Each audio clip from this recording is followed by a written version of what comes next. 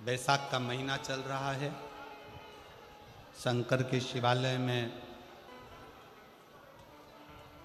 जाओ। शिव के शिवालय में 3 स्थानों का स्पर्श अवश्य जरूर।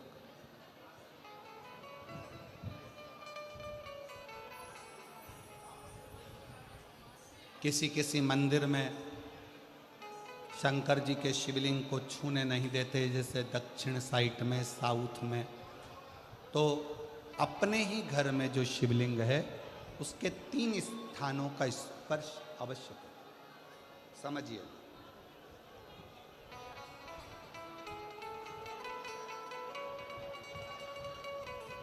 पहला शंकर भगवान के जहाँ से जल बहता है उस स्थान, ये जलाधारी है, जल बहता है, ये शिवलिंग है। यहाँ से जो पानी नीचे की ओर जाता है उस स्थान का स्पर्श अवश्य करें। दूसरा, शिवलिंग का जो गोल भाग है उस गोल भाग में कहीं पर भी अपनी हथेली का स्पर्श अवश्य करें। तीसरा, शंकर भगवान के शिवलिंग का जो ऊपर का भाग है वहाँ अपने अस्त्र का स्पर्श अवश्य करें। तीनों स्थान पर ब्रह्मा, विष्णु और महेश का स्मरण करते हुए जब बैसाख महीने में आप शंकर भगवान को जल समर्पित करें। शिव जी को जब बैसाख के महीने में जल दिया जाए तो दोनों हाथ से अंजलि में कलश रखकर शंकर भगवान की अपने हाथ की अंजलि में जल रखकर शिव जी को जल अवश्य समर्पित करें। शिवरात्रि के बैसाख महीने की शिवरात्रि पड़े, बैसाख महीने की प्रदोष पड़े तो एक बेलपत्र शंकर को अवश्य समर्पित करें। मान लो गर्मी बहुत तेज है, पेड़ों पर बेलपत्र नहीं मिले तो एक दुर्वा शिव को अवश्य समर्पित करें। मान लो बहुत तेज गर्मी पड़ने पर, यहाँ रतनगढ़ में तो हम देख रहे हैं रजी रज, धूली धूल इतनी है, मिट्टी इतनी है कि यहाँ तो दुर्वा मिलना भी बड़ा मुश्किल है। तो एक चावल का दाना शिव को जरूर समर्पित करो। उतने में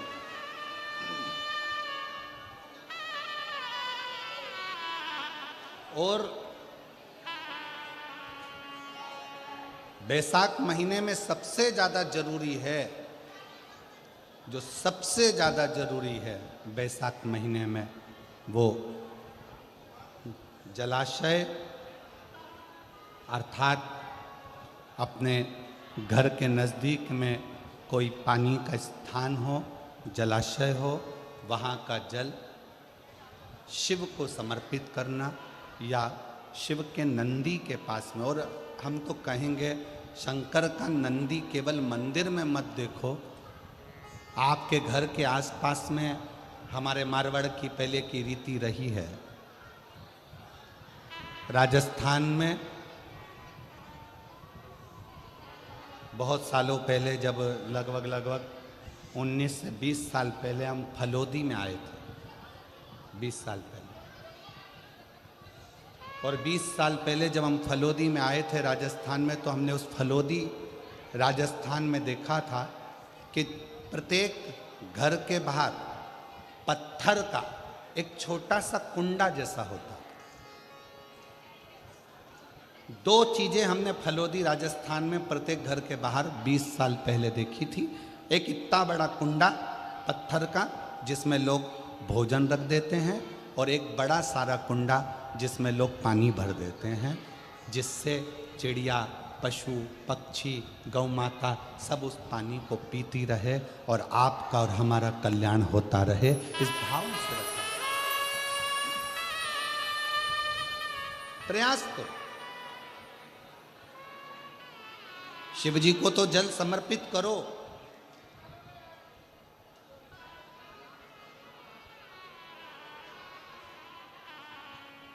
साथ में कोई जीव का भी अगर कल्याण हो जाए आपके एक लोटा जल से, तो उसको भी जल दो। उसको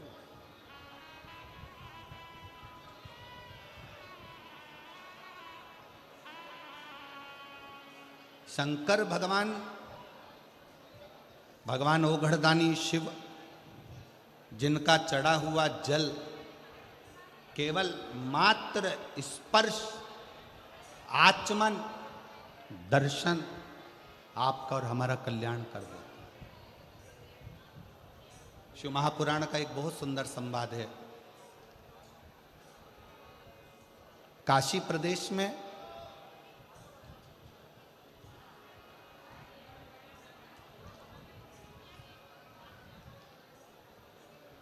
एक संवाद बड़ा सुंदर आता है महाराज।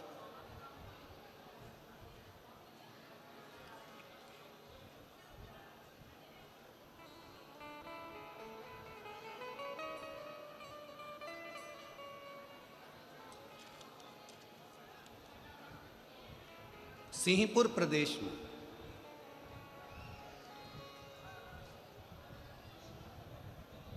एक महाव्रती ब्राह्मण रहता था।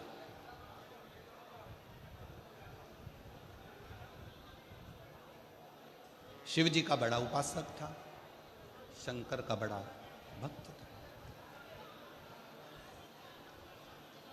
महाव्रती ब्राह्मण का कर्तव्य, सबसे बड़ा कर्तव्य उस महाव्रती ब्राह्मण का था कि शंकर के मंदिर में जाकर झाड़ू लगाना, पोछा लगाना, दीप लगाना, शिवलिंग को श्रृंगारित कर देना, स्नान करा देना, पूजन कर लेना और शंकर की भक्ति को धारण करना।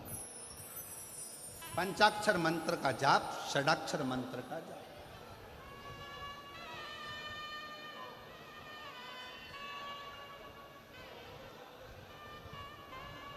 पूरे सिंहपुर में, पूरे प्रदेश में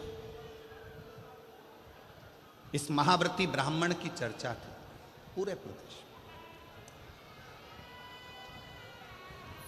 सब इसको जानते थे, शंकर का भक्त, शंकर का भक्त, शंकर का भक्त, शिव भक्त, शिव भक्त कहकर इसको पुकारते। पर इसकी पत्नी और इसकी लड़की, एक बेटी थी, पत्नी थी,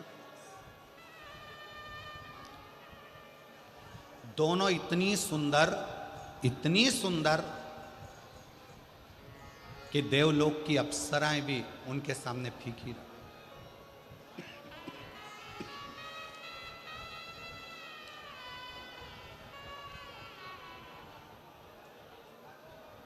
और शिव महापुराण की कथा एक बात बहुत अच्छे से कहती है, शरीर की सुंदरता से ज्यादा जरूरत है मन की सुंदरता की। मन की, तुम्हारा अच्छा शरीर देखकर भगवान कभी प्रसन्न नहीं होते, तुम्हारे अच्छे वस्त्र देखकर भगवान कभी प्रसन्न नहीं होते। कभी तुम्हारे शरीर पर आभूषण है, रतन है, सोना है, चांदी है, हीरा है, पन्ना है, उसको देखकर मेरा भगवान कभी प्रसन्न नहीं होता। तुम कितने सुंदर हो उसको देखकर भी भगवान कभी प्रसन्न नहीं होता। ईश्वर कब प्रसन्न होता है? जब तुम्हारे दिल में आए हुए मेहमान के प्रति, अतिथि के प्रति आदर का भाव हो और घर में जितने सदस्य रह रहे हों सबका सम्मान यदि तुम कर रहे हो तो भगवान तुम पर प्रसन्न। अब सुंदर तो तुम बहुत, और नी भी सुंदर होगे तो ब्यूटी पार्लर जाके हो जाओगे। सुंदर तो तुम बहुत,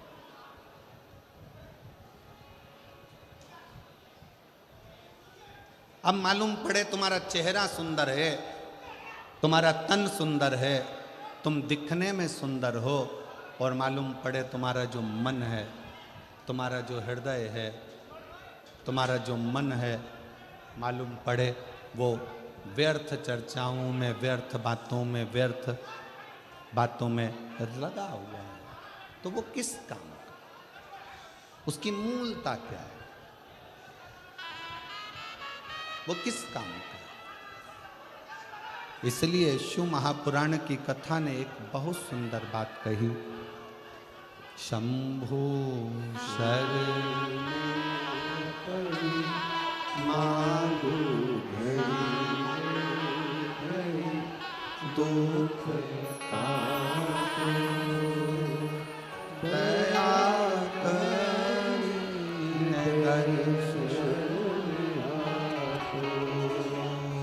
शंभु शरण मांगू दुख काटो दया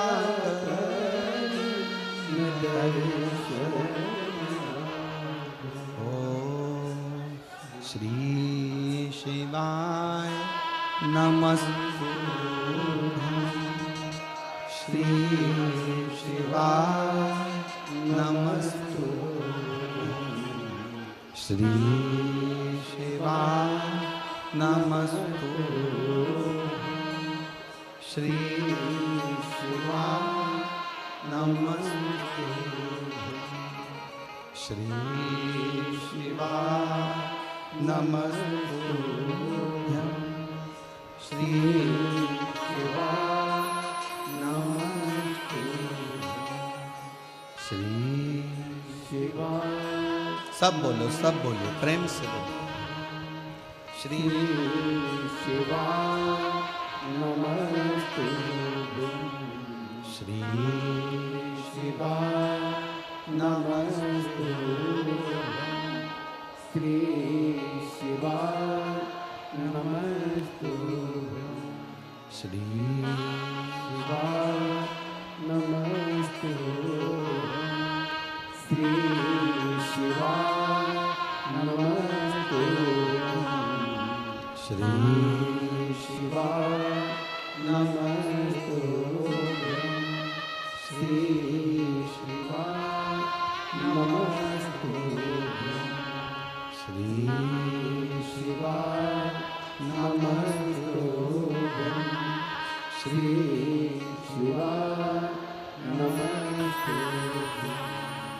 वो सुंदरता किसी काम की नहीं जिस सुंदरता में भगवान की भक्ति न हो, ईश्वर की भक्ति न हो।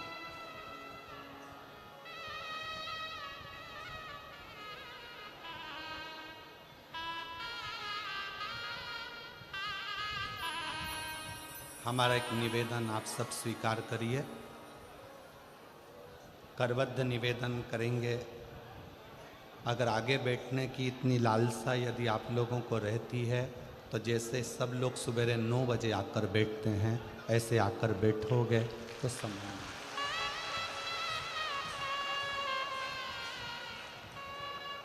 कथा केवल लाहौटी जी की नहीं, पूरा रतनगढ़ के एक एक बच्चे बच्चे की यह कथा है और रतनगढ़ की यह कथा। इसको दिल से सुनो।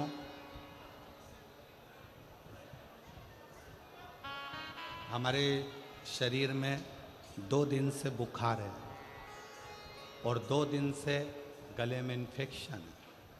उसके बाद भी आप लोग धूप में तप कर आते हो तो हम अपना कक्ष छोड़कर तपती हुई बुखार में, अभी भी आप हाथ देखेंगे तो बुखार में है, उसके बाद भी शिव महापुराण की कथा आपको केवल इसलिए। एक पत्र में एक बहन ने परसों के दिन लिखकर भेजा था, कथा होए चाहे ना हो, हम पति पत्नी पंडाल को प्रणाम करने के लिए रोज आएंगे, भले गुरुजी आप कथा करो चाहे ना करो। केवल आपके विश्वास के बल पर ये कथा कहने के लिए हम भी वहाँ से यहाँ तक आते हैं।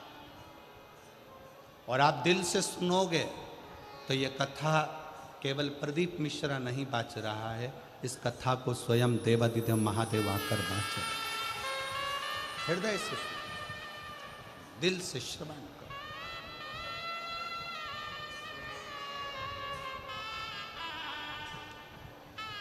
इतने अच्छे अच्छे पत्र, यहाँ ढेर लगा हुआ है पत्रों का, पर हम पत्र भी कम पढ़ रहे हैं। क्यों? राजस्थान में कथा कम होती है। अगर इन लोगों को दिल से मिल गई और इनकी झोली भर गई तो अगली कथा में 1 मई को पत्र पढ़ लेंगे। इसमें कोई हृदय से सुन, ये वो अमृत है। 7 दिन पूरा होने के बाद तरसोगे कि हमारे नज़दीक में कथा होकर चली गई, मैं झोली भरकर नहीं ला सकी।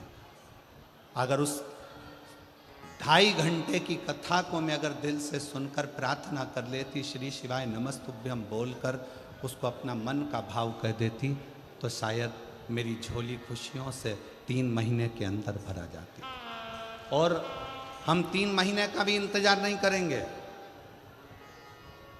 17 तारीख को, कितनी तारीख को यहाँ कथा विराम है?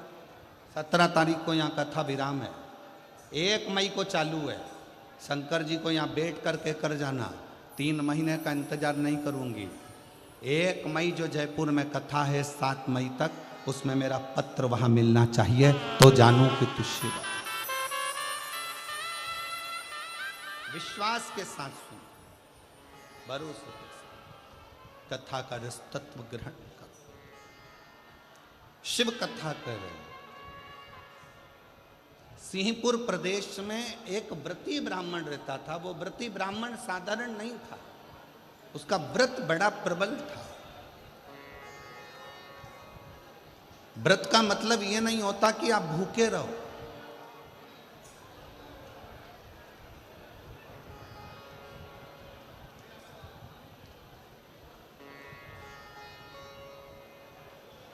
भाई श्री हनुमान प्रसाद जी पोद्धर जी ने अपनी वाणी में कल्याण के शिव अंक में, अगर बन सके तो आप पढ़िएगा, कल्याण के शिव अंक में भाई श्री ने एक लाइन लिखी है। भाई श्री ने अपनी वाणी में लिखा कि भगवान को पाने के लिए अगर तुम अपने दिल से एक बार अगर मुख से कह दोगे कि हे प्रभु मैं तुम्हारा हूँ और तुम मेरे हो, बस ये बात अगर दिल से कह दी तो परमात्मा भी तुम्हारा हो जाता है और तुम परमात्मा के हो जाते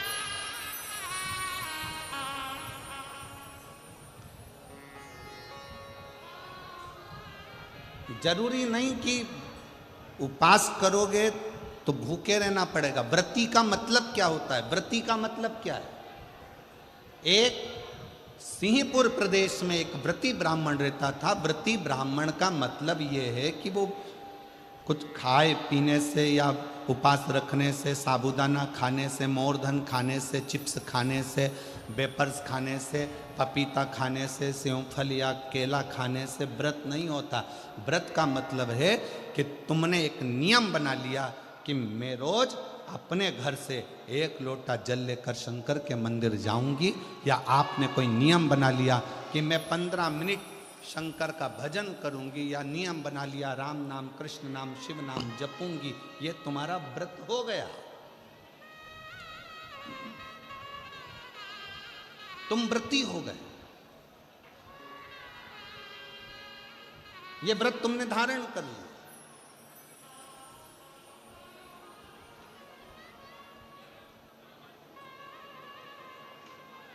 कई माताओं ने नियम बनाया, रतनगढ़ की ही रहने वाली माताएं, कई माताएं रतनगढ़ की ही रहने वाली पंडाल में रह रही है, कई माताएं रतनगढ़ की। उसने नियम लिया कि मुझे 7 दिन कथा सुनना है।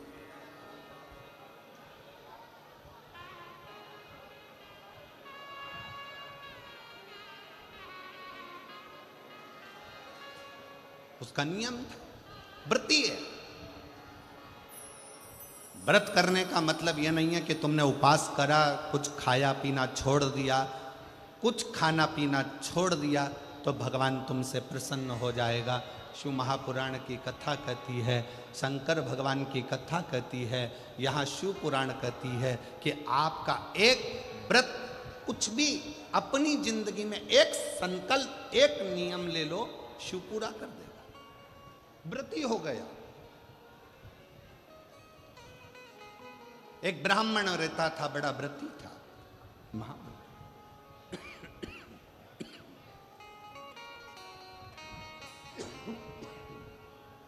और वो महाव्रती ब्राह्मण, उसकी पत्नी और उसकी बेटी बहुत सुंदर थी। देवलोक की अप्सराएं उसके सामने फीकी थी। ब्राह्मण को ना पत्नी गिनती थी, ना बेटी गिनती थी। ना पत्नी गिनती, ना बेटी। खूब अपशब्द कहते, पत्नी ताना दे देती, आड़ा टेढ़ा बोल देती, अपशब्द कह देती। शिव महापुराण की कथा कहती है, तुम्हारे बच्चे घर में जन्म ले लेना, बच्चों का जन्म आपके घर में हो गया ना, तो पति से निवेदन है, पत्नी को गाली देकर बात ना करे, और पत्नी से निवेदन है, पति को अपशब्द कहकर बात ना करे, नहीं तो आपका बुढ़ापा बिगड़ेगा जरूर। बुढ़ापा जरूर बिगड़ेगा। कारण क्या है? आप अपनी पत्नी का आदर नहीं करोगे तो बुढ़ापे में आपके बच्चे भी आपकी पत्नी का आदर नहीं करेंगे। आप अपने पति का आदर नहीं करोगे तो बुढ़ापे में आपके बच्चे आपके पति का आदर नहीं करेंगे, और तुम दोनों का बुढ़ापा धीरे धीरे धीरे धीरे बेकार हो जाएगा। बेकार। सम्मान करो।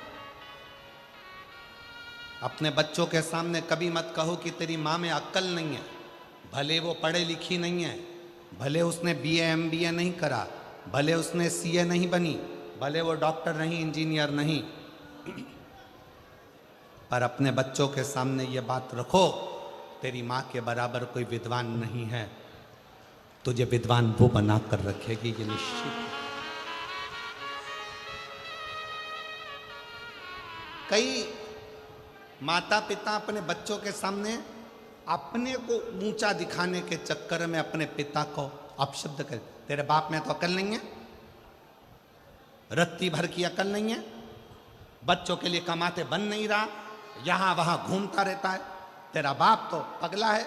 इस तरह के शब्द जब हम अपने बच्चों के सामने कहते हैं तो बच्चों की दृष्टि में पिता का मान घटते जाता है। कई पिता अपनी पत्नी के लिए कह देते हैं, तेरी माँ में अक्ल नहीं है, गंवार है, इसका पूरा खानदान बेकार है, पढ़े लिखे तो है नहीं, पूरे ढोर हैं, अक्ल नहीं है।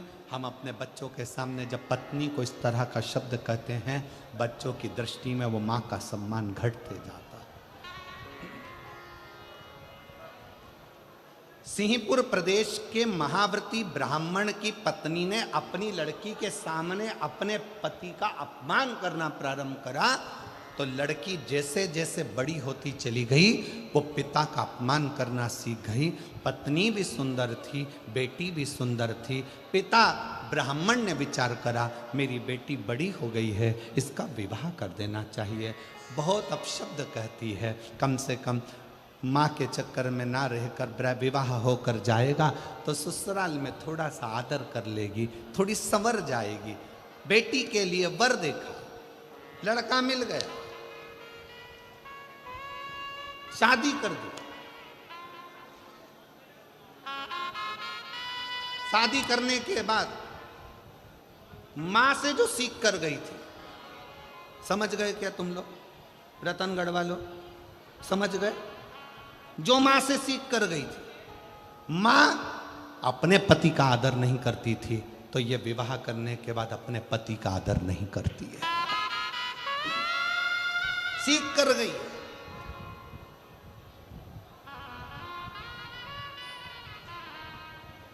निवेदन है,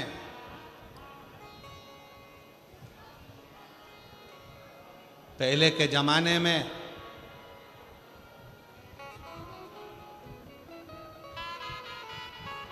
लड़की को डर लगता था सास कैसी मिलेगी? आज के जमाने में सास की रातों की नींद उड़ जाती है, जगदम्बा कैसी आएगी?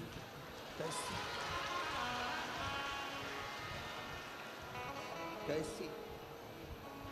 क्यों? पहले के जमाने में 4 लड़के रहते थे तो चिंता नहीं रहती थी। आज के जमाने में ले दे के एक तो बेटा और उसी की धर्म पत्नी आना है, और वो भी लड़ झगड़ के अपने ही रतनगढ़ में अपने से ही अलग होकर दूसरी जगह जाकर रहेगी। लोग क्या कहें? सोचना पड़ता है, 50 बार विचार करना पड़ता है।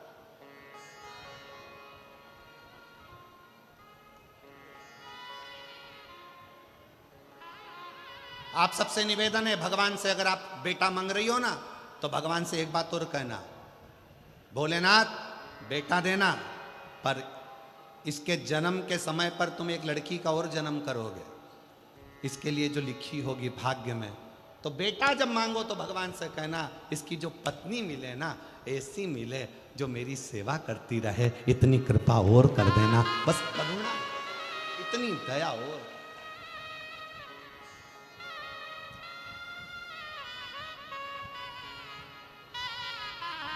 ऐसी मत भेज देना जो 24 घंटे साड़ी में तो पिन लगाए,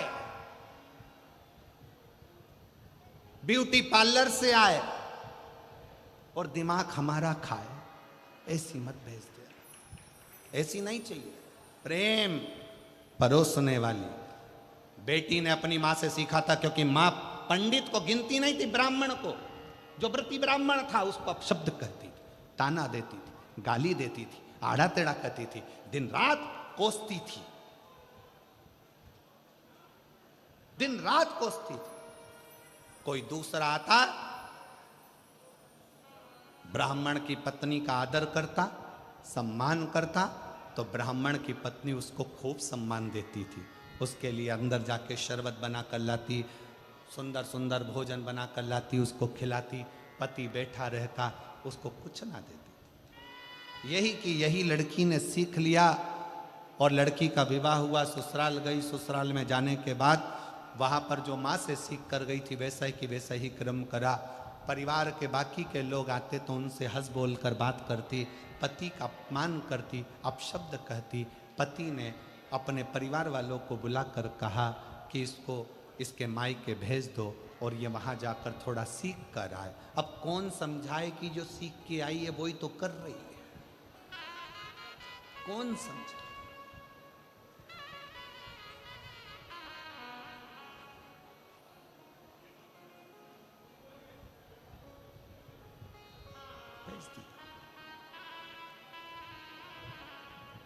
अब लड़की और लड़की की माँ दोनों मिली।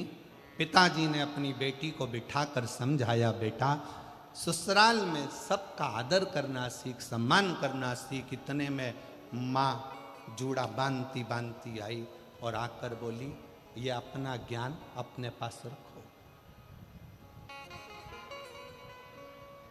आज तो मेरी बेटी से कह दिया, आगे से कुछ कहने की जरूरत नहीं है। ब्राह्मण ने कहा, ये जितनी तुम्हारी बेटी है उतनी मेरी भी बेटी है। मेरा फर्ज बनता है अपनी बेटी को उपदेश देना। शिव महापुराण का ये चरित्र, सिंहपुर प्रदेश के ब्राह्मण का ये चरित्र हमें बता रहा है। इतना मेरा भी फर्ज बनता है कि मैं इसको समझाऊं। अपना ज्ञान अपने पास रखो, अपनी विद्वत्ता अपने पास रखो। मंदिर में घंटी बजाना और शंकर जी को एक लोटा जल चढ़ाना, इसके सिवा तुम्हारे पास कुछ नहीं रखा है। व्यर्थ की बात करते हो।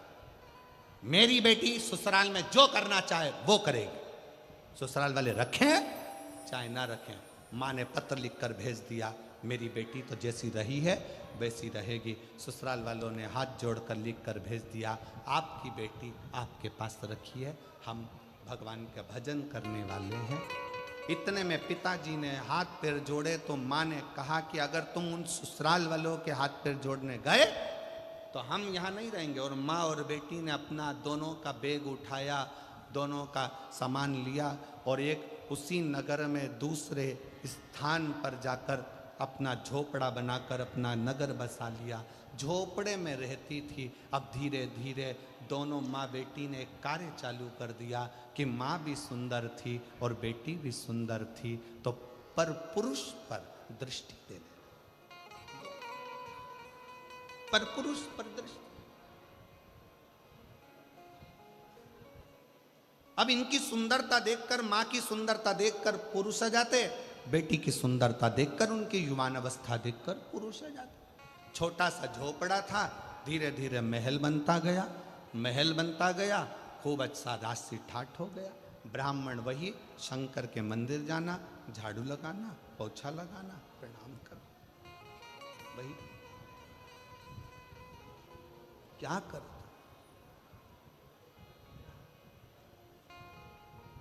और मत बुरे कर्म कर बंदे, वरना पछताएगा। भगवान की आंखों से तू बच नहीं पाएगा, तू बच नहीं पाएगा। अरे ओ अज्ञानी मत कर नादानी, अरे ओ अज्ञानी मत कर नादानी। तेरे कर्म का फल भी तू ही पाएगा, जैसा किया तूने तेरे आगे आएगा। मत बुरे कर्म कर बंदे, वरना पछताएगा। भगवान की आंखों से तू बच नहीं पाएगा, तू बच नहीं पाएगा। अरे ओ अज्ञानी मत कर नादानी, अरे ओ अज्ञानी मत कर नादानी। अपने कर्म का भोग अपने को भोग,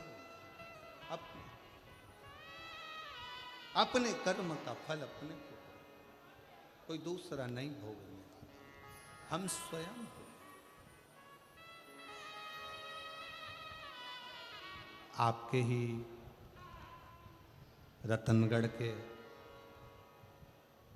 श्याम बाबा के भक्त, श्याम बाबा की कथा कहने के लिए निरंतर तल्लीन रहने वाले श्री भाई मनुश्री जी यहाँ पधारे हैं। एक बार जोरदार ताली बजाकर उनका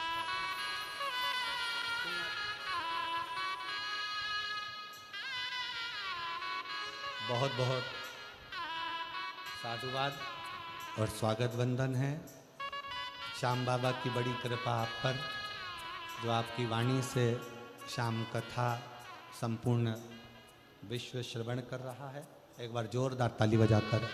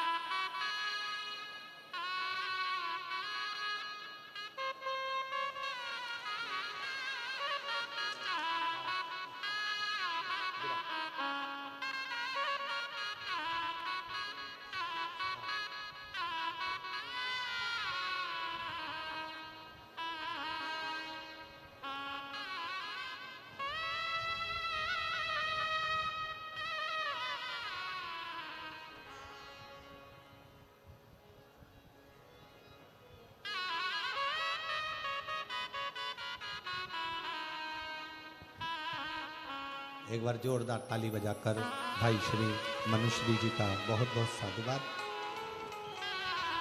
जो इस पवित्र पावन शिव महापुराण कथा के रस तत्व को ग्रहण करने के लिए यहाँ पधारे। और उससे बड़ा सौभाग्य ये है कि आप श्री के पिताश्री भी यहाँ आए हैं, उनके लिए भी बहुत बहुत प्रणाम नमन करता हूँ। शिव कृपा कहते हैं, शिव कथा कहते हैं, भगवान शंकर का संवाद कहते हैं। मनुश्री जी की वाणी में ऐसा लगता है कि स्वयं श्याम बाबा अपनी कथा का गुणगान करते हैं और इतनी सुंदर वाणी से आप हमेशा शिव कथा का, श्री श्याम कथा का वर्णन करते रहते हैं। बहुत बहुत साधुवाद है, प्रणाम करता हूँ। शिव कथा कर रहे हैं, शिव महापुराण की कथा कर रही है सिंहपुर प्रदेश का वो व्रती ब्राह्मण।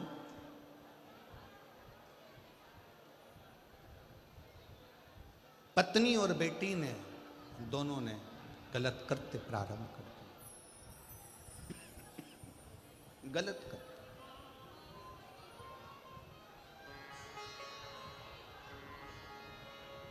और ऐसा पुरुषों को अपनी ओर आसक्त करना,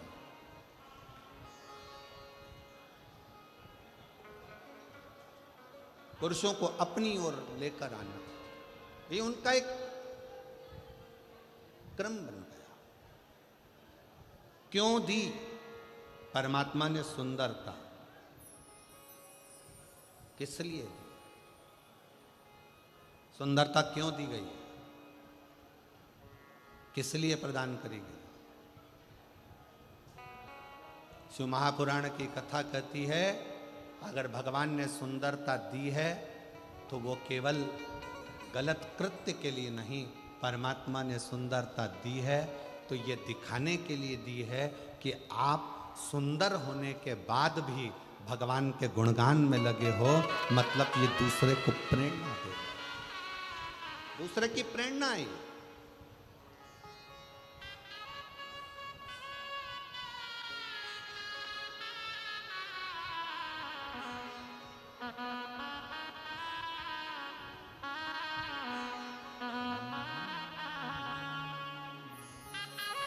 शिव की शरण में आ जा,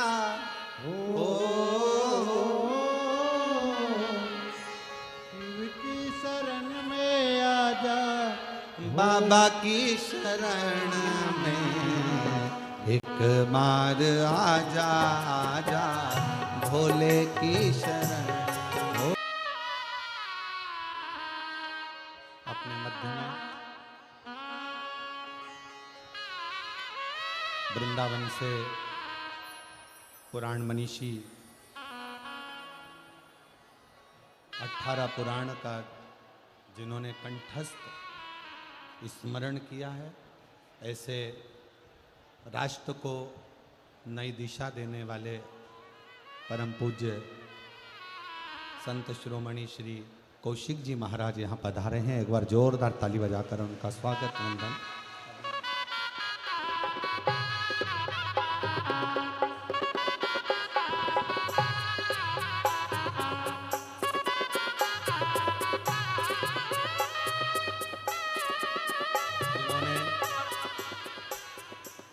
ब्रज रज में गौ माता की सेवा, गौशाला,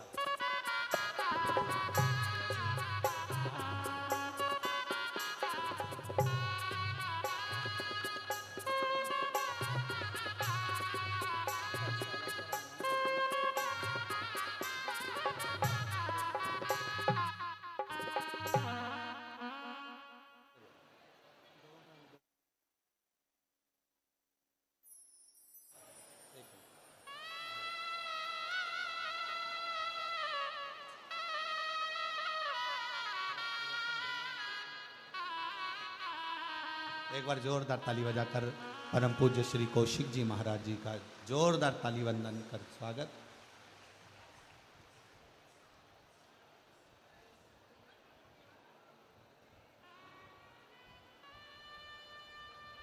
जोरदार ताली बजाकर आपका वंदन, अभिनंदन, स्वागत। जिन्होंने छोटे से निमंत्रण पर स्वीकृति दी और आज राष्ट्र के संतों का दर्शन इस व्यासपीठ के माध्यम से नज़दीक में हो रहा है। भाई श्री मनुश्री जी भी परम पूज्य संत शिरोमणि श्री कौशिक जी का स्वागत कर रहे हैं और उनका स्नेह प्राप्त कर रहे हैं।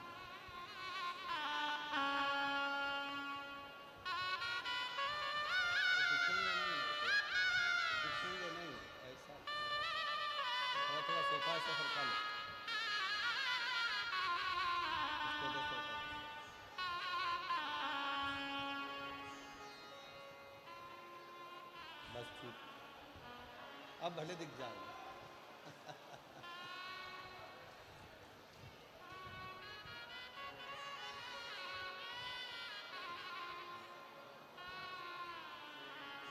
बड़े भाग्य हैं रतनगढ़ के, क्योंकि भाई श्री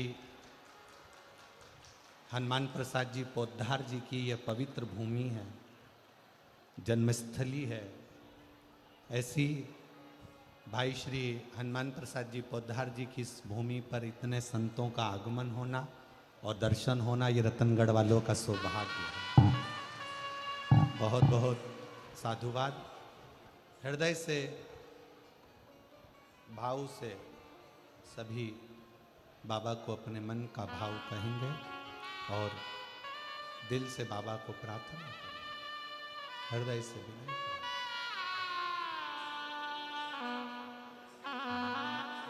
जिसको आता है साथ में बोलिएगा।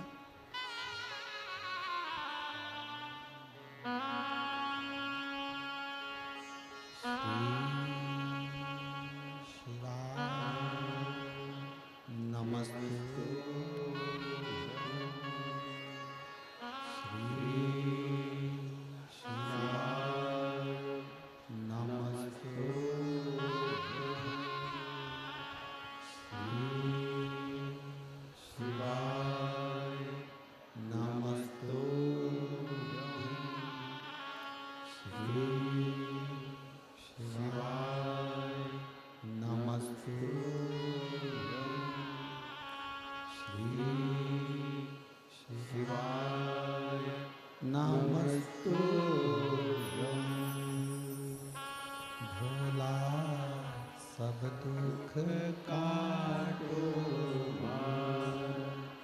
ओ भोला सब दुख काटो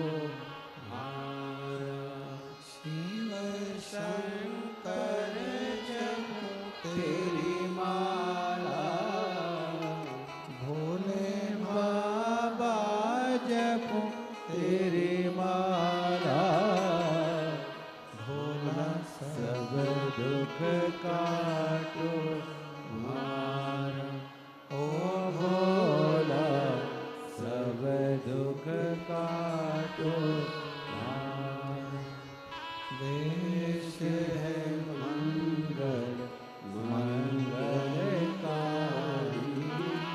देश है मंगल मंगलकारी शमशान वासी हमारा शमशान वासी हमारा ओ भोला सब दुख काटो मारा ओ भोला सब दुख काटो मारा।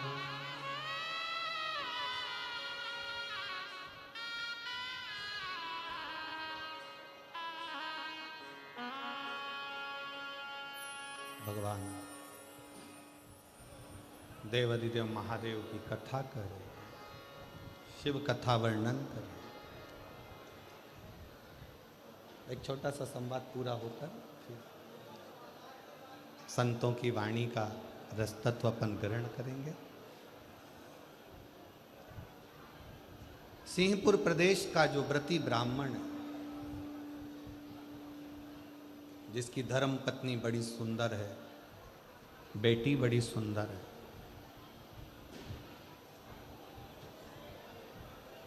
बेटी ने पति का घर छोड़ दिया है। माँ बेटी दोनों एक झोपड़ा बनाकर रहती थीं। पर पुरुषों का स्मरण उनकी चित्त वृत्ति में रहता है, पर पुरुषों। और अब धीरे धीरे वो झोपड़ा झोपड़ा नहीं रहा, महल बनता गया। कारण पर पुरुषों को अपनी ओर आसक्त करना, अपने भवन में बुलाना,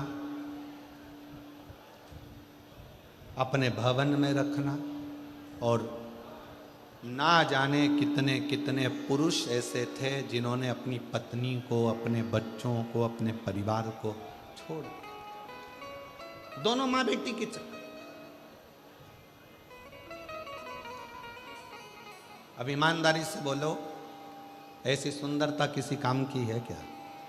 जम के बोलो जरा, है किसी काम की? किसी के घर की बहू तुम्हारे चक्कर में अगर रो रही है, किसी के घर के बच्चे तुम्हारे चक्कर में बिलख रहे हैं, तो तुम्हारी सुंदरता और तुम्हारा जीवन किसी काम का नहीं, किसी का। हिम्मत बुरे कर्म कर बंदे, वरना पछताएगा, भगवान की आंखों से तू बच नहीं पाएगा, तू बच नहीं पाएगा। अरे ओ अज्ञानी मत कर, तेरे कर्म का फल भी तू ही पाएगा, जैसा किया तूने तेरे आगे आएगा। मत बुरे कर्म कर बंदे, वरना पछताएगा, भगवान की आंखों से तू बच नहीं पाएगा, तू बच नहीं पाएगा।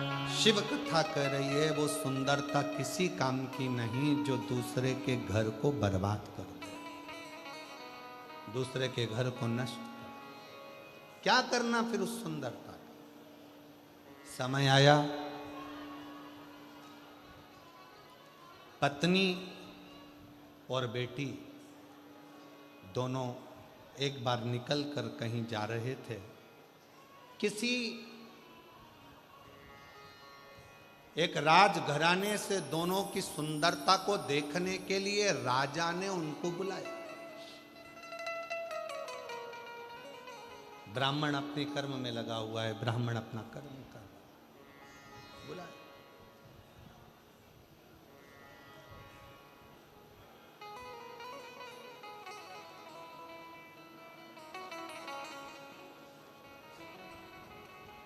तब तक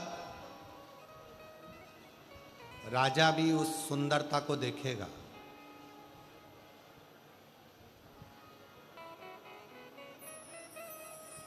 अगर परमात्मा ने तुमको बहुत सुंदर शरीर दिया है ना, उस सुंदर शरीर का सबसे बड़ा प्रयोग है भगवान का भजन करना, भगवान का स्मरण करना और भगवत नाम का जाप। कब तक देखेगा? मार्ग से जा रही थी दोनों, एक हिंसक पशु ने दोनों को भक्षण कर लिया।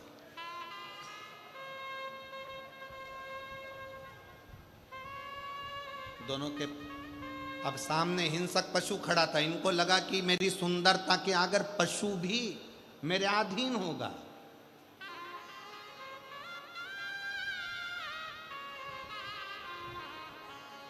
ए भाई, एक काम में डूबा हुआ व्यक्ति तुम्हारे अधीन हो सकता है सुंदरता देखकर।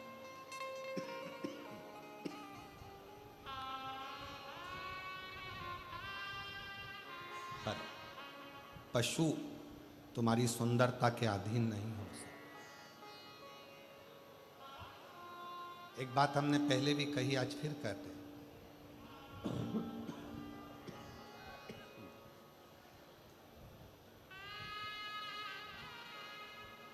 तुम कितनी भी अंग्रेजी पढ़ लो,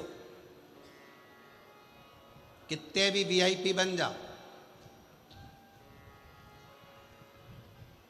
और कुत्ता तुम्हारे पास में तुम्हें काटने के लिए आए और तुम उससे कहो please please please please please,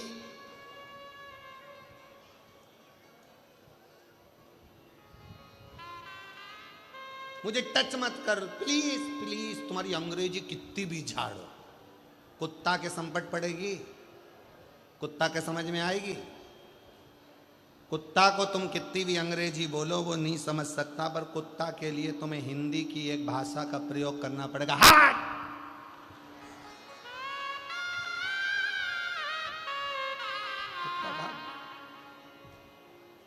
उसी तरह तुम्हारी काया कितनी भी सुंदर हो, कितनी भी सुंदर हो, एक कामी व्यक्ति पर तुम्हारी काया का असर हो सकता है, एक लोभी पर तुम्हारी काया का असर हो सकता है, पर तुम्हारी सुंदर काया का असर किसी विरक्त संत पर कभी नहीं हो सकता है, कभी विरक्त पर कभी। किस काम की वो का है? सोच लिया, विचार करा कि दोनों जा रही थी, सामने से हिंसक पशु आया, इनने सोचा अपनी सुंदरता पर जब राजा रीझ सकता है, प्रजा रीझ सकती है, पशु क्या चीज है, पशु ने इनको खा लिया, दोनों मर गए। ऊपर जाए, जमीन पर आए, कुतिया की योनि पाई दोनों ने।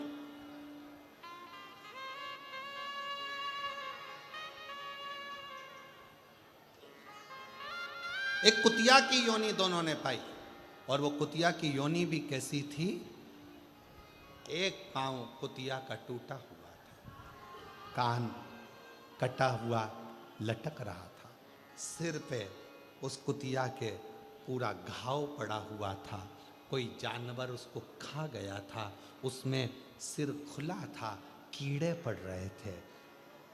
दोनों माँ बेटी ने जो कुतिया की योनि पाई, दोनों शरीर से सड़ रहे थे, दोनों। अब एक जन्म में तो तुम्हारी सुंदरता काम आ गई, अब अगला जन्म क्या बीत रहा। कभी कभी आप भी अगर मार्केट में जा रहे हो और तुमको अगर ऐसा कुत्ता नजर आता है, पाँव टूट गया, सिर पे घाव हो रहा है, शरीर जला हुआ है, शरीर पर इल्ली पड़ रही है, तड़फ रहा है, दिख रहा है, आप उसको पानी पिला दोगे, औषधि करा दोगे, सब कुछ करा दोगे, पर उसके कर्म का दंड तो उसको होगा। कुतिया का जन्म मिल गया दोनों को, दोनों आपस में मिलती, रोती, अपने आप को कोसती। इसके जो घाव थे, माँ के सिर पर जो घाव लगे थे, वो बेटी चाट कर उसको ठंडक देती, और बेटी के शरीर पर जो घाव थे वो माँ चाट कर ठंडक देती। और कुतिया भी बनी तो कहाँ, उसी नगर में, उसी गांव में, जिस गांव में वो महाव्रती ब्राह्मण रहता था। पति को सूचना मिल गई थी, मेरी पत्नी और मेरी बेटी मर चुके हैं। पति का नियम था शिव के मंदिर से जाना, शंकर को जल चढ़ाना, शिव का जल अपने पात्र में झेलना और झेल कर लेकर चल देना। आज शंकर का झेला हुआ जल, शिव का चढ़ा हुआ जल वो व्रती ब्राह्मण लेकर जा रहा था, सामने ठोकर लग गई, गिर गया, जल पूरा जमीन पर गिर गया। ये दोनों माँ बेटी वहाँ से निकल रही थी, दोनों को प्यास लग रही थी। प्यास लगते से ही उन्होंने उस जल पर झपकी, और जल को झपक कर जैसे ही चाटना प्रारंभ करा, चाटते से ही कुछ ही दिनों में प्राण छूट गए और शंकर के धाम में पहुंच गए, शिव धाम में। शंकर पे चढ़ा जल कोई साधारण जल नहीं है। एक बच्चे का एक फोटो लगाया गया है, मोनिका सैनी, जिला चुरू गांव, राज लदेश्वर वार्ड नंबर 32 में रहती हूँ। पति का नाम सुरेंद्र सैनी है। कहीं बैठे हों तो हाथ हिला सकते हैं और बेलपत्र लेने के लिए आ सकते हैं। पहले बच्चे का फोटो देखिए, पहले नंबर का। बच्चे के शरीर पर, आँख के पास, शरीर में गठाने आ गई थी। पहला फोटो एलईडी पर आप लोग देख रहे होंगे, आस्था चैनल पर देख रहे होंगे। बच्चे की आँख के पास गठान आ गई, शरीर में गठाने आ गई। डॉक्टर को दिखाया, 6 महीने की दवाई ली, फिर भी उसको कोई आराम नहीं मिला। धीरे धीरे वो गठान बढ़ती चली गई। डॉक्टरों ने ऑपरेशन का कह दिया। ऑपरेशन होने का बोला, मन में आया इतने छोटे से बच्चे का कैसे ऑपरेशन कराएं। तब परिवार के एक व्यक्ति ने कहा कि मंदिर जाया करो और शिवजी पे जल चढ़ाया करो। मंदिर जाकर उसका जल लाकर बच्चे के शरीर पर लगाना प्रारंभ करा और दवाइयां भी डॉक्टर को शिव मानकर देना प्रारंभ करी। कुंदकेश्वर महादेव का नाम लेकर दवाई खिलाते, शरीर पर वो जल लगाते। डॉक्टर ने फिर वापस रिपोर्ट देखकर कहा इसका ऑपरेशन करा लो, गठान बढ़ रही है। पर शिव पर भरोसा प्रबल था और बाबा की ऐसी कृपा हुई कि धीरे धीरे करते करते, जल लगाते लगाते वो गठान पूरी गल ही गई और ऑपरेशन की जरूरत नहीं पड़ी। दूसरा फोटो उस बच्चे का जिसमें उसके गठान गल चुकी है। पहले फोटो में गठान है, दूसरे फोटो में गठान गल चुकी है। अगर कहीं बच्चा बैठा हो और उसके आए हों माता पिता तो बच्चे को ला सकते। शिव तत्व किसको कहते हैं? शंकर की भक्ति किसको कहते हैं? शिव पे चढ़ा हुआ जल साधारण नहीं होता। शंकर पर चढ़ी हुई बेलपत्र साधारण नहीं होती। पूज्य संत शिरोमणि श्री कौशिक जी महाराज जी बैठे हैं, जिन्होंने अपनी वाणी में बेलपत्र की महत्वता, शमी पत्र की महत्वता, शमी के वृक्ष की महत्वता, साथ में श्री शिवाय नमस्तुभ्यम की महत्वता अपनी वाणी में निरंतर कही। निरंतर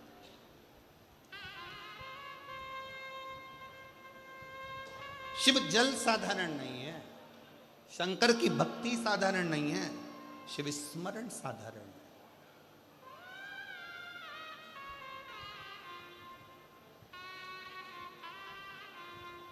कितना फल है जल का। पार्वती जी को मालूम था शंकर जी को इतनी जल्दी प्रसन्न नहीं कर सकते, तो पार्वती जी ने एक नियम बनाया, पार्थिव शिवलिंग का निर्माण करना और शिव जी पे जल चढ़ाना। 1 लोटा जल, सारी समस्या का हल। पार्वती जी ने शंकर की भक्ति करना प्रारंभ। एक पत्र और है, बड़ा सुंदर है।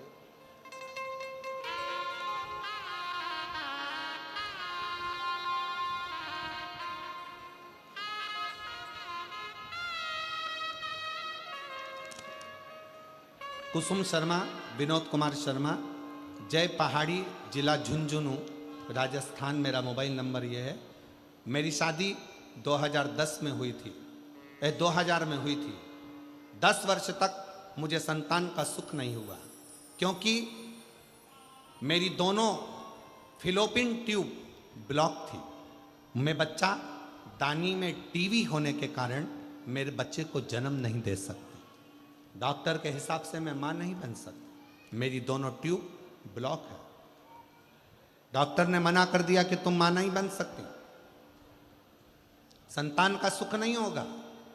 तब 2022 में आपकी पहली बार कथा सुनी और उस दिन मन में विश्वास आ गया कि अब मैं भी मां बन सकती हूं। भले मेरे गर्भ में बच्चा दानी में ट्यूब बंद है और मुझे इन्फेक्शन है, पर मुझे विश्वास है कि मेरा बाबा मुझे संतान जरूर देगा। मैंने उसी समय पर 2022 से कथा सुनना प्रारंभ करा, मंदिर में सेवा करना प्रारंभ करा, 1 लोटा जल चढ़ाना प्रारंभ करा। सीहोर गई, वहां से कंकर शंकर पूजन कर आई, रुद्राक्ष लेकर आई जिसका पानी पी थी।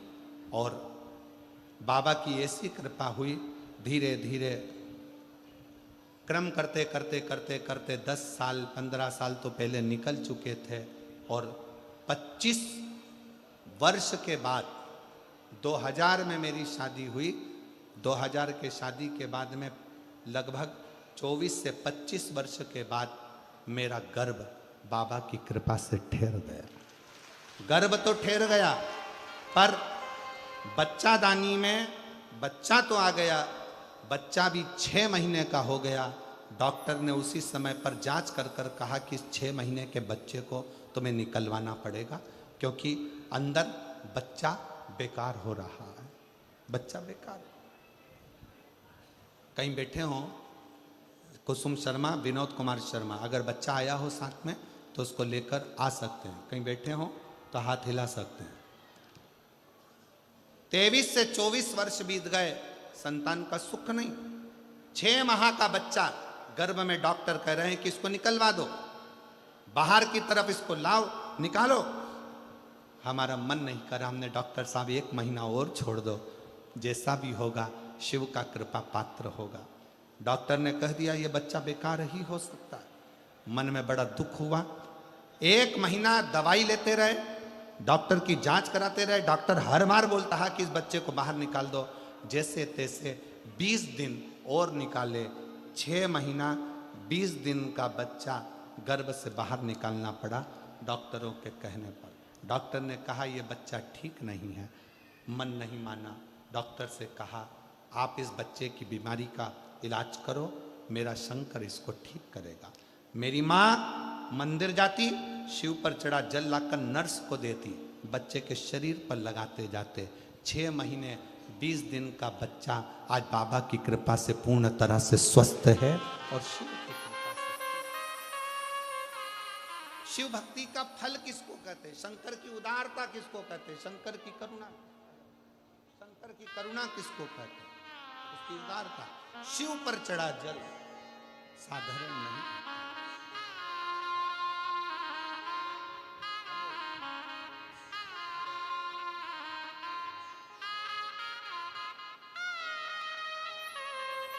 यही बच्ची है जिसके गठान हो गई थी और डॉक्टर ऑपरेशन का बार बार कह रहे थे, और आज बाबा की कृपा से पूर्ण तरह से स्वस्थ है। एक बार जोरदार ताली बजाए। आंसू पोछ, आंसू पोछो। अच्छी खुश होकर जब तो ठीक हो गई। अब क्या आंसू पोछो, वापिस आंसू पोछो।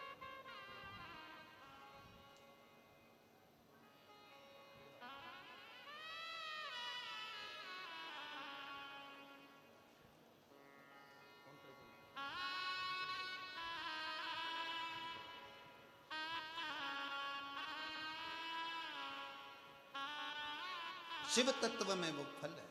पार्वती जी ने शंकर को 1 लोटे जल से प्राप्त किया है। हमारे बीच में परम पूज्य विद्वत जन विराजमान हैं। मैं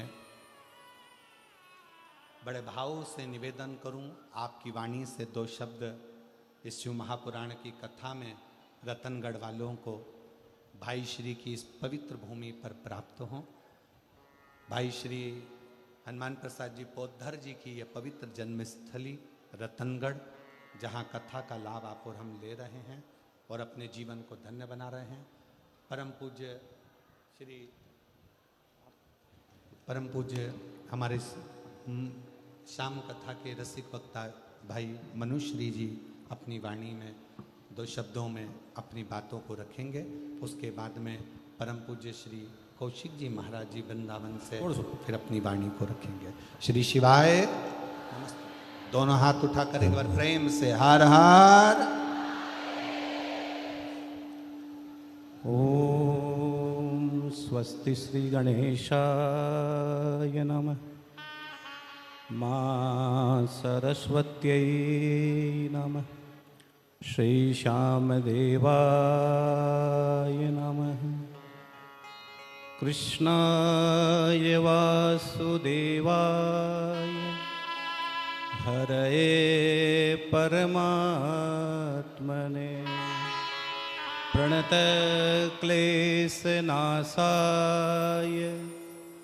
गोविन्दाय नमो नमः। गोविन्दाय नमो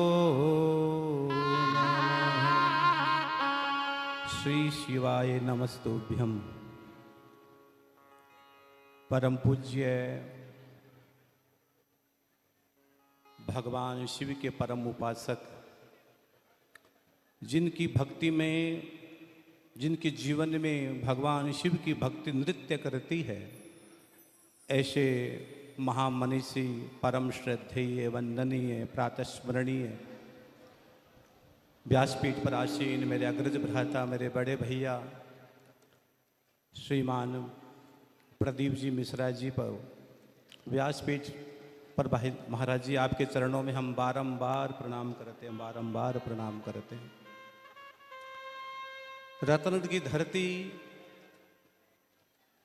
संत महात्माओं की धरती है, ऋषि ऋषिकाओं की धरती है, विद्वानों की धरती है रतनगढ़ की। और सच मानिएगा, भगवान की ऐसी कृपा हुई है रतनगढ़ वासियों पर, और मैं समस्त रतनगढ़ वासियों की ओर से भी महाराज जी का बहुत हार्दिक अभिनंदन वंदन स्वागत करता हूँ। आपके चरणों में महाराज जी, ये आपका छोटा भाई बारंबार प्रणाम करता है कि आपने हमारी मिट्टी को शिवमय बना दिया, आपने हमारी रतनगढ़ की माटी को शिवमय बना दिया, शिवमय बना दिया महाराज। जहाँ से निकले हर जगह महाराज जी श्री शिवाय नमस्तुभ्यम, श्री शिवाय नमस्तुभ्यम की ध्वनि गुंजायमान है। जो व्यक्ति शिव को प्रणाम कर लेता है, बाकी कुछ नहीं रहता है। और सबसे बड़ी बात है महाराज जी, ये कथा नंदीशाला में हो रही है, ये कथा नंदीशाला में हो रही है। और भगवान शिव की जो सवारी है, शिव किस पर सवार होते हैं? भगवान शिव नंदी पर सवार होते हैं। तो भगवान शिव नंदी पर सवार होकर यहाँ नंदीशाला में प्रवेश किए है। ये मेरे गांव की मिट्टी की सबसे बड़ी बात है, सबसे बड़ी खूबसूरती है। और महाराज जी, इतना बड़ा जन समुदाय, लाखों लाखों हरि भक्त शिव प्रेमी सिर्फ महाराज जी की झलक पाने के लिए एक बार महाराज जी को सामने सुनने के लिए आए हैं। तो आप एक बार मेरी ओर से भी महाराज जी को श्री शिवाय नमस्तुम बोल दीजिए, ताकि आपकी और हमारी यात्रा अद्भुत हो जाए, अद्भुत हो जाए। श्री शिवाय नमस्तुभ्यम बोलिए। महाराज जी, 2 दिन पहले मैं आसाम था, सिर्फ महाराज जी मेरे बड़े भैया, इसके लिए मैं महाराज जी को चरणों में प्रणाम करने आया हूँ। महाराज जी मेरे गांव की मिट्टी में आए हैं, इससे बड़ा। और हनुमान प्रसाद जी पोदार जी की भूमि पर आए हैं। गीता प्रेस गोरखपुर के आदि संपादक भाई जी हनुमान प्रसाद जी पोदार जी, जो कहते हैं नात में थारो जी थारो, चोखो बुरो कुटिल अरु कामी, जो कुछ हूँ सो थारो, नात में थारो जी थारो, नात में थारो जी थारो। हाँ, कल सायंकाल में और महाराज जी बैठे थे, तो हम महाराज जी को पता है हम 2 भाई हैं महाराज जी, आपको पता है। लेकिन कल पिताजी और हम बैठे थे, तो महाराज जी ने कहा कि महाराज बाबूजी, मैं आपका बड़ा बेटा हूँ। तो महाराज जी ने कल कहा है कि आपका बड़ा बेटा हूँ। इतना प्यार महाराज जी देते हैं। पिताजी से एक बात बोल दी महाराज जी ने कि मैं आपका बड़ा बेटा हूँ। तो महाराज जी इस धरती पर आए, मेरी ओर से, पूरे रतनगढ़ के वासियों की ओर से बहुत बहुत शुभकामनाएं, बधाइयाँ महाराज जी। और भगवान से प्रार्थना करता हूँ आप पर किसी की नजर न लगे महाराज जी, बस। मैं तो श्याम बाबा से ही प्रार्थना करता हूँ, मालिक मेरे सेठ के दरबार से, दाने के दरबार से। इधर देखता हूँ तो हनुमान जी की झलक आती है कौशिक जी में। परम पूज्य महाराज जी, प्राण मुनि श्री कौशिक जी महाराज जी के चरणों में दंडवत प्रणाम करता हूँ। महाराज जी के साथ सहस नहीं है, बहुत प्यार करते हैं मुझे। इनको देखता हूँ हनुमान जी की याद आती है, सालासर बालाजी की। तो कल इनकी सालासर जी में कथा है, और ये आपका बेटा मनुश्री खाटू श्याम में रहता है, और महाराज जी सियोर धाम में है। तो शिव और हनुमान जी और बीच में श्याम बाबा का भाव प्रकट हो गया। ये तो त्रिवेणी का संगम बह गया है, त्रिवेणी का संगम बह गया है। आप रत्नगढ़ के सभी प्रबुद्ध लोगों को और पूज्य संतों को, पिताश्री को और सभी को मेरी ओर से बारंबार प्रणाम है। और लाहौटी परिवार को, जिन्होंने विलक्षण आयोजन करवाया है, इसके लिए मेरी ओर से बहुत बहुत शुभकामनाएं। आप इन परिवार के लिए ताली सेवा करें। और जितने भी संस्था जुड़ी हुई है नगर की, सभी को मेरी ओर से बहुत बहुत धन्यवाद, बहुत बहुत साधुवाद। इस आयोजन में जो भी साधक जुड़े हुए, सब ने अपनी पूरी मेहनत के साथ समर्पण भाव से, त्याग और भावना का भाव व्यक्त किया है। प्रिय अभिनेश जी भाई साहब, और भी जो जो साधक इस समय सब लोग जुड़े हुए हैं, आप सभी के लिए भी मेरी व्यासपीठ बहुत बहुत मंगल कामना व्यक्त करती है भाई साहब। और आप सब लोगों ने मिलकर देवी आयोजन को सजाया है। एक बार पुनः हाथ उठाकर कह दीजिए महाराज जी के लिए रतन की धरती बारंबार। लेकिन एक बात और कह देना महाराज जी को कि महाराज जी हम जल्दी आपको फिर कथा सुनने के लिए बुलाएंगे। हाँ, महाराज जी को ये कह दो कि जल्दी महाराज जी फिर आप रतन की धरती पर आओगे। ये आपका बेटा कह रहा है, फिर महाराज जी बहुत जल्दी रतन की धरती पर आएंगे, निश्चित आएंगे। सबने अनुमति दे दी। पुनः आपको प्रणाम, कौशिक जी महाराज जी को प्रणाम, व्यासपीठ को प्रणाम, सभी को प्रणाम। महाराज जी बारंबार प्रणाम। जय श्री बहुत बहुत धन्यवाद श्री शिवाय भाई नमस्तुभ्यं। श्री मनुश्री जी का, जिन्होंने अपनी वाणी से बड़े सुंदर संबोधन को व्यक्त किया। मैं हमारे बीच में विराजमान संत शिरोमणि वृंदावन के परम रसिक संत, जिनकी पवित्र गौशाला में हजारों लाखों गौ माता की सेवा आनंद के साथ में, निज स्वरूप के साथ में होती है, और विद्वत ब्राह्मण के बच्चे निरंतर विद्याध्ययन करते हैं। ऐसे परम पूज्य संत शिरोमणि श्री कौशिक जी महाराज जी को निवेदन करूंगा, आपके दो शब्द संपूर्ण श्रोता भाई बहनों को प्राप्त हो। ओम नमस्ते रुद्रमण्य बतोतकवे नमः बाव्यामुतते नमः। हनुमान प्रसाद जी की पावन भूमि, पूज्य पोदारी जी की यह पावन भूमि रतनगढ़, और ये स्थान इस समय शिवमय बन चुका है। बहुत आनंद की अनुभूति हो रही है। शिव महापुराण में लिखा है कि कोई शिव पुराण की कथा सुन ले, उस श्रोता के चरण की रज उठाकर माथे से लगा लो, काशी की यात्रा करने का तत्काल फल प्राप्त हो जाता है। पवित्र व्यासपीठ पर इस परिसर को शिवलोक बनाने वाले ऐसे रुद्रपुत्र पूज्य महाराज श्री जी श्री प्रदीप मिश्रा जी महाराज, उनको और उनकी व्यासपीठ को मैं वंदन करता हूँ। उनकी जितनी बड़ाई प्रशंसा की जाए कम है। प्राचीन शिव मंदिरों के ताले उन्होंने खुलवाए, इतना अद्भुत काम किया है।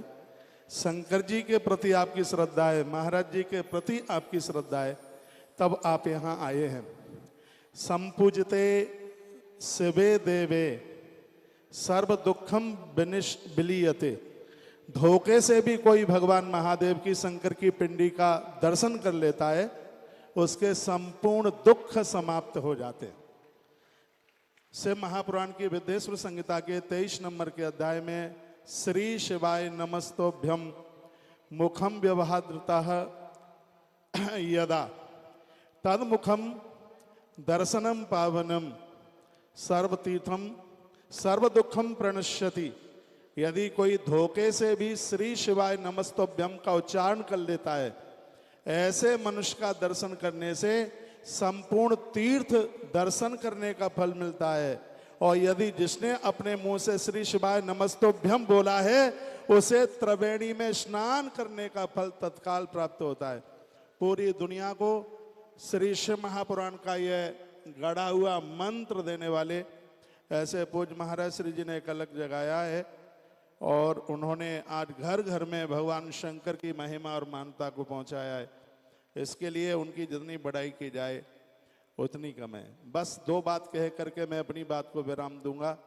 जितने दिन की ये कथा, मुझे तो पता नहीं कितने दिन तक चलेगी। मेरी बात का यदि आप विश्वास करें तो एक भी दिन इस कथा को छोड़ना मत। पूज्य डोंगरे जी महाराज कहते थे, 1 घंटे में लाख रुपए की कमाई छोड़कर पांडाल में कोई हाजिरी भी लगा देता है, उसको संपूर्ण धरती के तीर्थों का दर्शन करने का फल प्राप्त होता है। ये आपका बड़ा भाग्य है। इनकी डेट तारीख लेने के लिए लोग लाइन में लगे। शायद इनके करीब जितनी मेरी नज़दीकी है, कौन की होगी, मेरी वार्ता होती रहती है। और मैं फिर आपको कहना चाहूँगा, उनके द्वारा अद्भुत कार्य सीहोर की धरती पर, बनावटी बात नहीं है, मैं तो गया हूँ जहाँ 20,000 से लेकर के 50,000 तक प्रत्येक दिन आदमी भोजन करता है। अन्नपूर्णा मैया सिद्ध होकर के बैठी है। तो आज उन्होंने भारतीय सनातन संस्कृति को इतना आगे बढ़ाया है। 2 चीजों के ऊपर जिनके प्रवचन ने रोक लगाई है, एक चादर और एक फादर। लोग पीर पैगामों पर जाने से बचे हैं। जिन्होंने आज महादेव की सच्ची सत्ता को स्वीकारा है, ऐसा भारत का गौरव बढ़ाने वाले ऐसे श्री आचार्य जी, श्री मिश्रा जी ने आज एक अलग जगाया है। मैं बड़ा अभिभूत हूँ, मुझे बड़ा अच्छा लग रहा है। इस आयोजन के आयोजक और सभी व्यवस्थाधारियों को मेरी बहुत बहुत मंगलमय बधाई और शुभकामनाएं।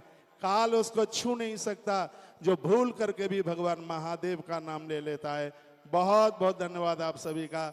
इन्हीं शब्दों के साथ एक बार जयकारा लगाइए, बोलिए गौ माता की हर हर महादेव, घर घर महादेव।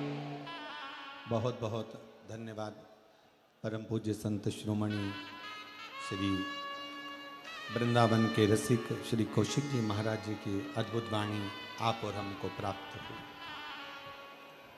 शिव कथा कह रही है।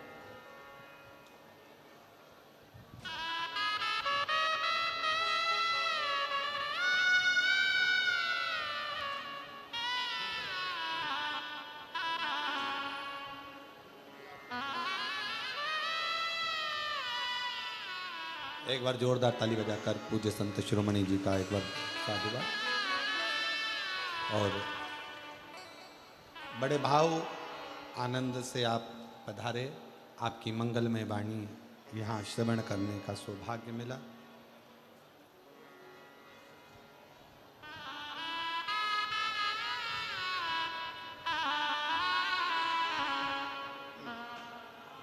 एक बार भाई श्री मनुश्री जी के लिए भी जोरदार ताली बजाकर साधुता जो पधारे और मंगल आशीष आप और हम सबको प्राप्त हुआ।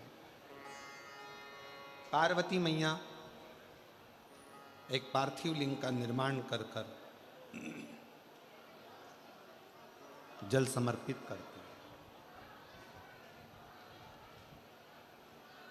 कितना कितना अर्चन माता पार्वती जी के जीवन में, कितना कितना अर्चन। माता पार्वती मैया जब जब जल भरने के लिए जलाशय में जाती हैं और शिव जी को जल चढ़ाने के लिए लेकर आती हैं तो बीच में मगर उनको रोक लेता है।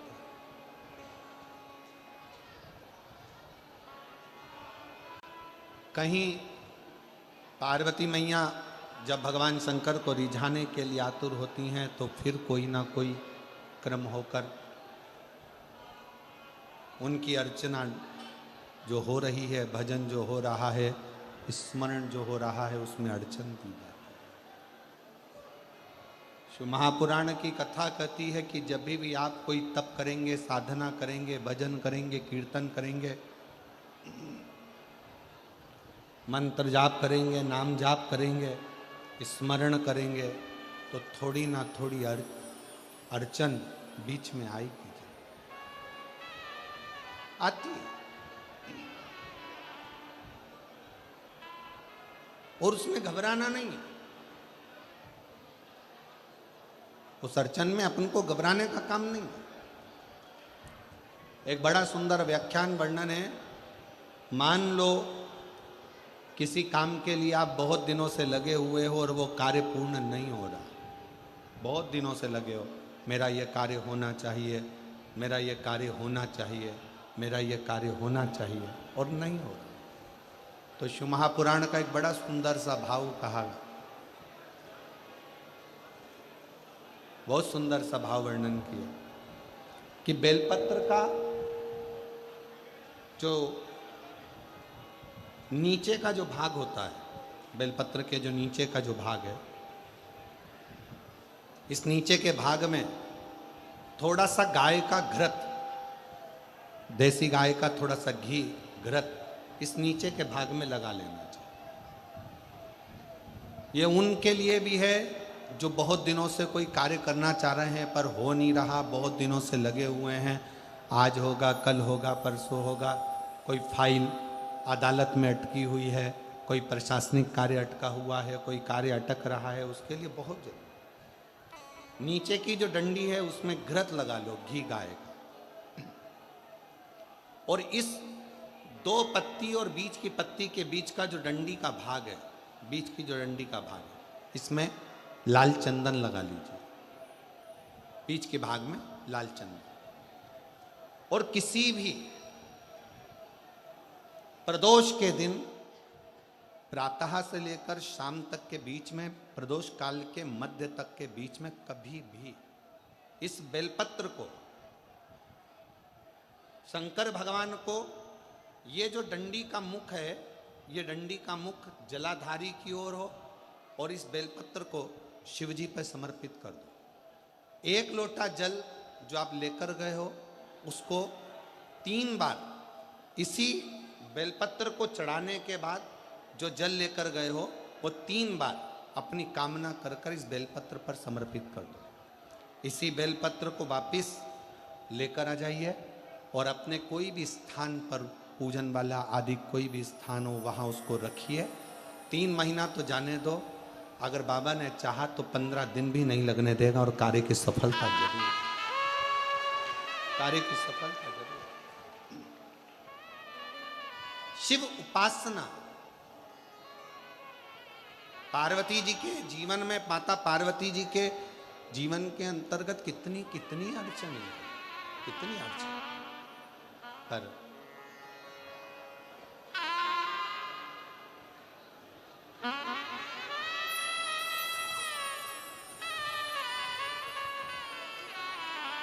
एक बार जोरदार ताली बजाओ। 25 साल के बाद ये बच्चा हुआ है। एक बार जोरदार ताली बजाओ। 25 साल के बाद बाबा ने दिया है। शंभो शंभो, प्रणाम करो, प्रणाम करो।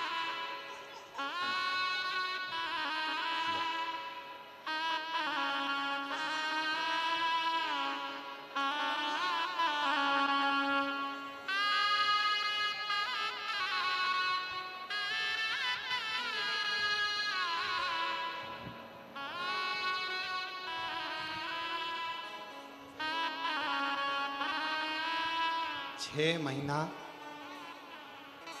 20 दिन की डॉक्टर ने कह दिया था कि ये शरीर इसका गल चुका है, बेकार हो चुकी है, ये है नहीं, इसको निकाल दो। 6 महीना 20 दिन की इस बच्चे को जन्म दिया। डॉक्टर ने हाथ ऊंचे कर दिए, पर इस माँ को भी साधुवाद दूंगा जिसने मंदिर में भेज भेज कर 1 लोटा जल चढ़वाकर उसका पानी इस बच्चे को लगाती रही, और आज 25 साल के बाद माँ की गोद में बच्चा। कई लोग ऐसे हैं जो 2 साल 3 साल में हार जाते हैं कि हमारे घर बच्चा नहीं होगा। एक बार अगर मौका मिले तो शिव महापुराण की कथा के पंडाल में बैठकर जब आरती हो, कर्पूर गौरम पूर्ण हो जाए, जब यहाँ से जाओ, उस भूमि को नमन कर कर उसकी रज को अपने गर्भ पर अपने हृदय से लगाकर विनती कर कर तो देखो 25 साल क्या, हमने तो अपने व्यासपीठ पर देखा है 40-40 साल बाद भी बाबा ने संतान दी है। तो ये तो 25 वर्ष के बाद औलाद हुई है, उससे रिश्ता जोड़े। रिश्ता तेरा मेरा सबसे प्यारा, रिश्ता तेरा मेरा सबसे प्यारा। तू मेरा बाबा, मैं हूँ तेरा लाला, मैं हूँ तेरा लाला।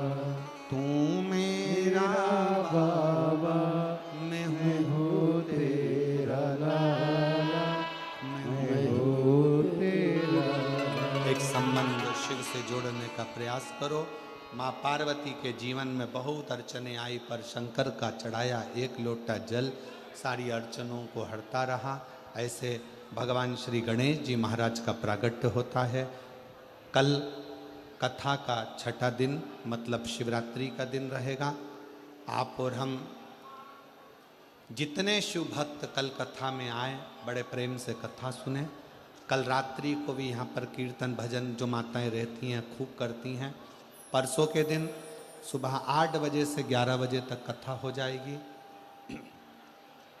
जो लोग 7 दिन की कथा नहीं सुन पाए हैं वो कल और परसों की कथा का इतना लाभ ले लो कि मेरा बाबा तुम्हारी झोली खुशियों से भर दे। इसके बाद में सिंहेश्वर में 21 तारीख से शिव महापुराण की कथा प्रारंभ होगी, जिसका समय सिंहेश्वर बिहार 2 बजे से 5 बजे तक कथा का समय रहेगा सिंहेश्वर बिहार का।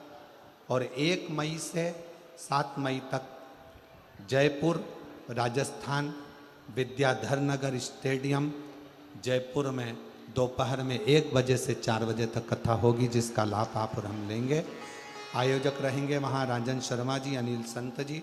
एक बार बहुत बहुत साधुवाद के साथ में भगवान शंकर जी गणेश जी को लेकर पधार रहे हैं। पार्वती शिव गणेश जी का वंदन अभिनंदन करें। और कल कथा 1 बजे से 4 बजे के बीच में सुंदर सुंदर प्रसंगों का स्मरण करेंगे आप और हम। हर हर